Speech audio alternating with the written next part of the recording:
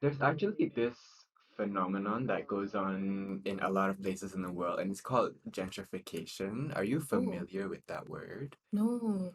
Okay, from my understanding, what gentrification is, it's when somebody buys a house or Mm, buys land in a relatively poor area, and like redevelops the house or the land into something that is quite expensive and brings in more people, okay. then it like increases the value of the area around it. So then the poor people actually like cannot afford to live there anymore. So then it becomes like an area just for rich people. Oh, Yeah. I think we search up the definition of gentrification first before we move forward. Do you have your phone? oh yes, I do. Yeah. I think that's my understanding of what gentrification is, but I think just to be politically Gentrification. correct, what is gentrification? So gentrification is the process whereby a character of a poor urban area is changed by wealthier people moving in, improving housing and attracting new businesses, often displacing current inhabitants in the process. Um, yeah, so yeah, I was correct basically. Um, yeah, so I think there's this idea that Singapore has become a bit more tuned towards Mm. foreigners and tourists and all that, and in the process, has it gentrified Singapore? Do you think that that may be true? I think I've had talks with this Mm. about this with my parents Oh. because we do notice that I think in terms of example saving up money, then Mm-hmm. like there's your CPF, right? The idea of like CPF is that they will like the government is helping you save, like essentially. But the thing is that for people who maybe like they did not progress in their work like ladder, Mm-hmm. yeah, either like industrially or like the typical corporate ladder, I think they will lose out in terms of the CPF because they may need the money right now, right? But then they can't take it out unless Mm. like they're of a certain age. So um I think there's a lot of talks about how they kind of leave out these kind of people who did not change their work like their livelihood, like the way they earn their money. It's still like the simple way, Mm-hmm. and like in and Singapore is always like having inflation, so they can't keep up with the change, like the financial climate of Singapore. So I think in terms of that, I think it seems as though Singapore is like a whole island of like gentrification, you know? Like I did now that I think about it, yeah, I didn't know that there was a word for it, Mm-hmm. but like I always hear it being like talked about at home. So yeah, it's quite sad because even though I think Singapore's trying, like there's a lot of like benefits or like classes, like work I think the Like skills future and yeah. stuff. Yeah. So those I mean it helps them in like to a certain extent, but Mm-hmm. like it doesn't help them like maybe long term, yeah, Mm-hmm. wise. So a bit sad.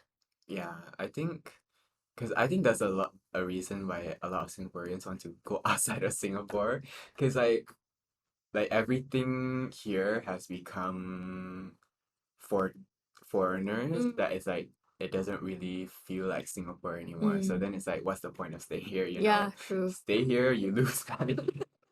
So I'd rather just like go overseas Yeah. now.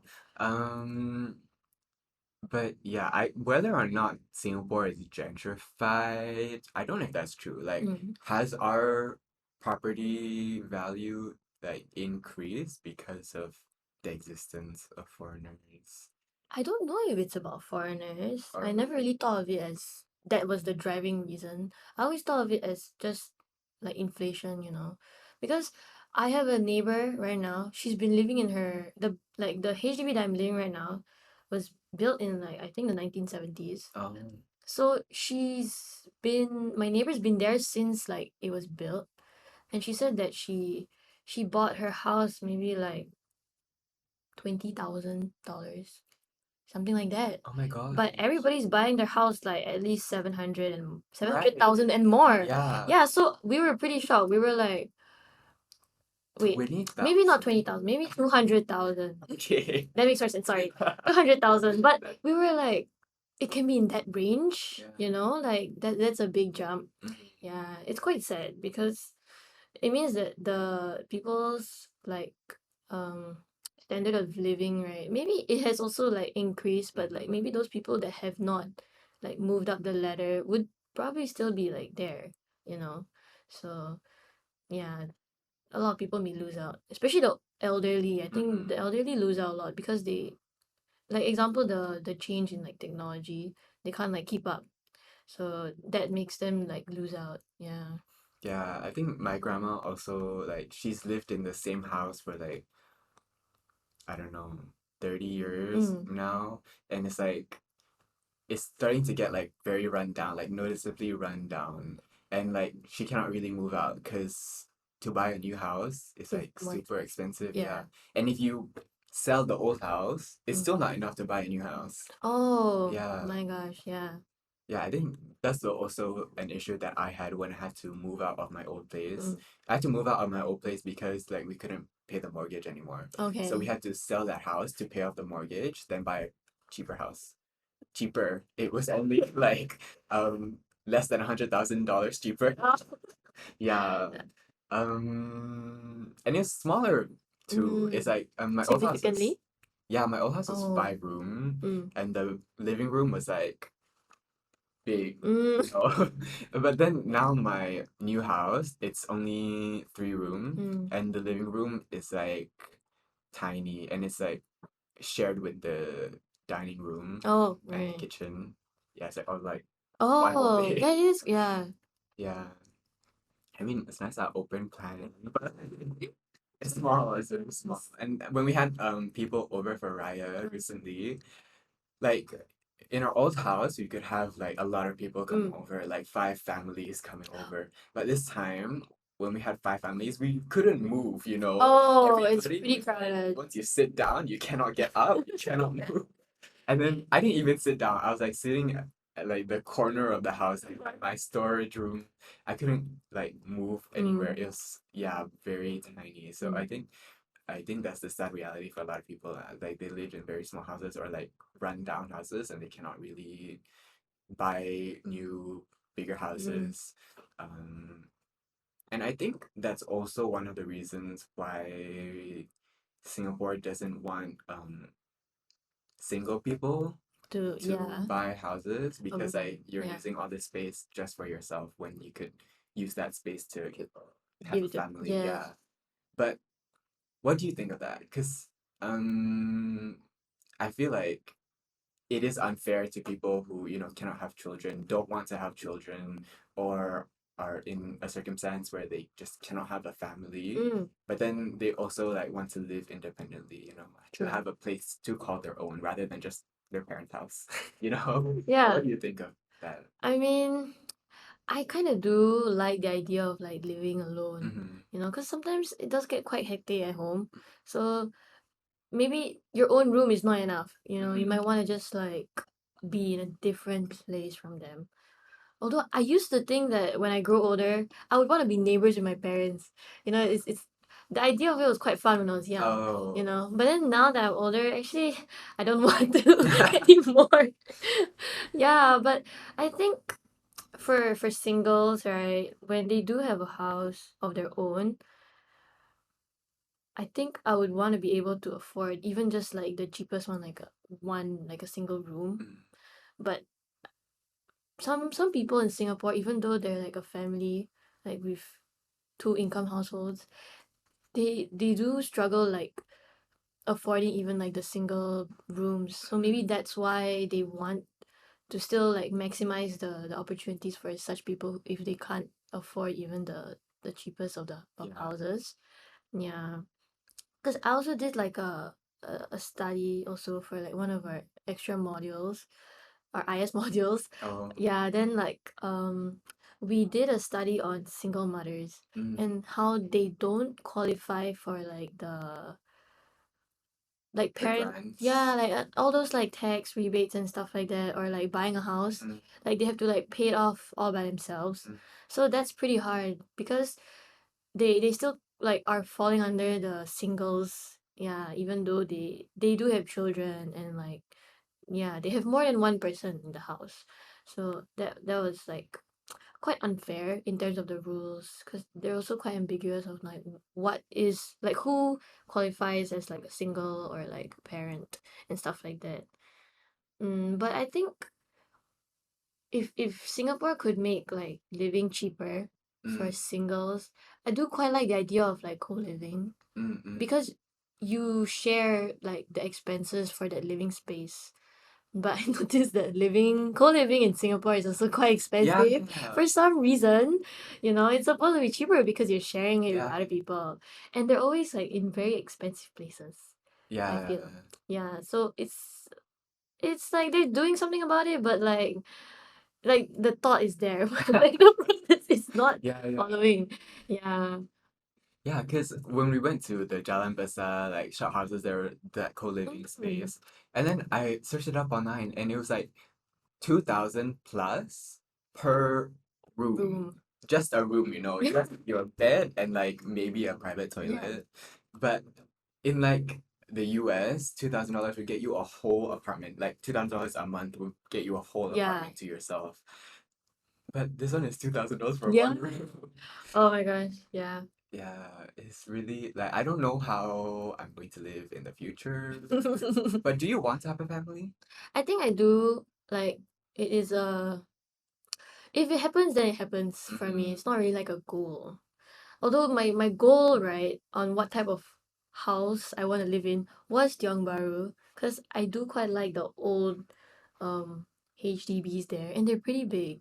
And for some reason the balcony space when I see like the houses they're just pretty big. So mhm, I like the idea of like sunrooms instead of like balconies. So like they're still covered, but like there's a threshold like in the difference of your living space and like that small balcony space. So I like the idea of that. Yeah. Um wait, what was the question again? Would you want to have a family? Oh, would I want to have a family? Okay. Actually, yes I do. I don't know why. Like it's just like a thing we talk about. But at the moment right now, I feel like it's still very far, you know, the Mm-hmm. idea of it because we're like probably we're graduating soon, so there's gonna be like for you NS and then maybe for me like I would want to go like uni, so I still have to study Mm, and then after that probably have to find a job and then how do I say this? I don't know if like I'll be living with my parents. Like I would think I would want to move out like once I start working, right? But I think it's a bit hard because like you have to like make a make an income that like mm, you could move out before you can. Yeah. So and then having a family, right, is like another form of like providing, like not just for yourself, maybe like for like another person or maybe like for two other people. So yeah, at the moment it's still very like far like goal maybe. yeah, Yeah. there's a lot of hurdles to go through before you get to that point. You know? Yeah, Yeah. and I think that's why a lot more single people want to buy houses because they are getting married at very later year ages because of work and because of like national service and all that. And yeah, because like my parents, I think they got married at like 20, 22 Yeah, kind. they got married really early. Like Yeah. I hear friends as well. For some reason, mine is like maybe a bit on the traditional side. I mean, no, not really traditional. Like a bit more modern, but not really traditional. Cause they got married like near 30. Mm, But I do have friends where like their parents got married 21 or mm. 18. Yeah, and they And I'm had like, children then, like yeah. right So after they how did got they married. do that? You know? So I like at 18, we're still studying. We're Yeah. not even like thinking of. And even if we are in a relationship, right? It's not the first thing that you think about. Mm, Yeah. Like I feel like right now it's more of like, okay, I'll just try it out. Yeah, the goal isn't really for marriage, yeah, mm, mm. anymore. Yeah. Yeah. What else is there to Well, how about you? Would you like a family? Um, Personally, no. Because I actually don't like children. Oh. Sorry, people with children or people who are children. I just cannot stand them, and I think I either I'm not mature enough to take care of children, or I was not taken care of in a way that I think I know how to treat Mm. children. And this is a conversation that I had with my friend who also wanted to have a family. And I was like, "Are you sure?" Because they grew up in an abusive household, right? Mm. And then it's like, "Are you sure you know how to take care of a Oh, child?" right, right. Yeah. And I think that's another reason why more people don't want to have families in our generation is because I think we grew up in a generation where we started to realize that we have a lot of trauma Yes. Okay. and we have a lot of issues that we need to deal with ourselves before Yeah. we can take care of somebody else. Which is a good thing and a bad thing. Mm. But I think it's mostly a good thing. But yeah, I think most people don't want to have families because they don't know how a proper family looks like as Mm. well. Um, You're right, because the idea of family right now is pretty subjective, right? mm-hmm. Because everybody's family is different actually. There's not your typical, you don't have your typical like mom, dad, child anymore. Yeah, Yeah, sometimes could be single, sometimes could be, the LGBT. yeah, Yeah, so when it comes to that, right, there's not a definitive answer on what a family family is. is. Yeah, so maybe people interpret it differently, and sometimes could be wrong, sometimes could be Mm. correct. So yeah, people might not want to go through that trial and error. So I think that's why like Singapore's housing really needs to be more diverse. 'Cause I think they were just built for like the Your nuclear normal family, family, yes. yeah. Yeah. So definitely there are many more diverse family types, especially now. Mm. So I think they really need to take that into consideration when building more housing as well. Um, do you think Singapore architecture is very accessible now for people who have disabilities or like any special needs person?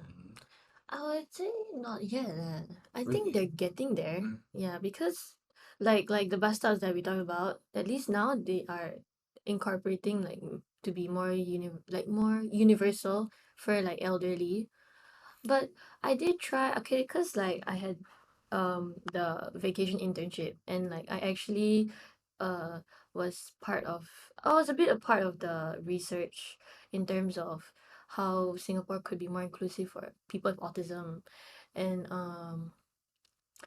they always like mention that people do not know how to react when like children of autism mm, have breakdowns, or like where would they go if they do have breakdowns, right? right. Because they have some mannerisms that are very different from your nuclear person.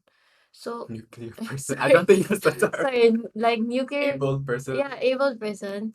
So like they do things that maybe people question. So, and like they mean, there are things that they say when they research is that they may need like a calm room, somewhere where they could like be themselves, or like just break down, really Mm, break down, and it's yeah, okay to break down, yeah. because what people do not accept in the public right now is that you can't act in a certain way, right? Mm, Because yeah. there are social norms.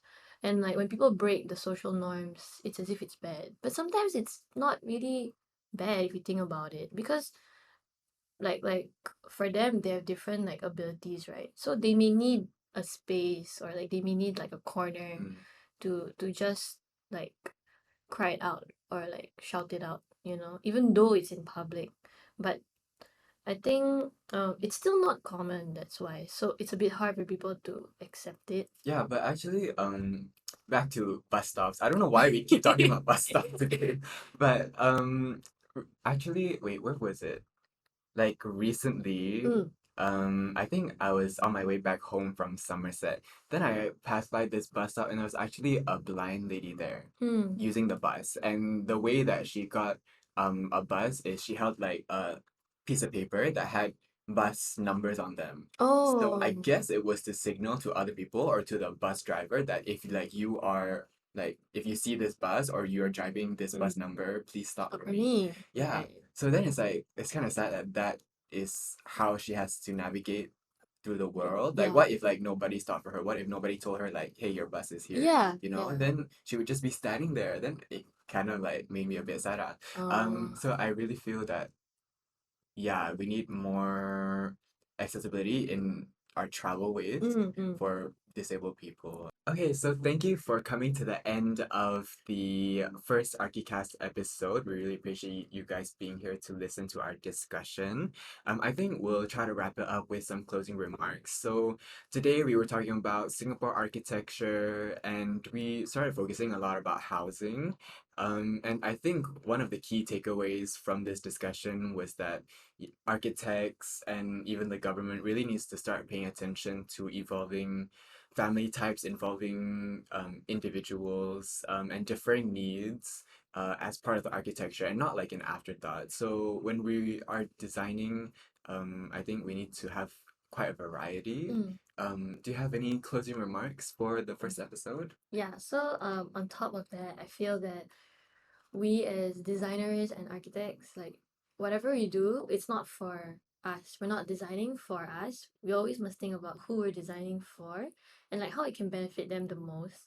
Yeah, so that is something that we should always strive for when we design. Yes. Yeah, that's a great closing remark. So I think that puts an end to our first episode. Not our final yet. We have more coming up. So please stay tuned and follow us on our Instagram, Sage by Dot. Yeah, so that's all for today. Thank you guys so much for coming. Bye Thank you. bye.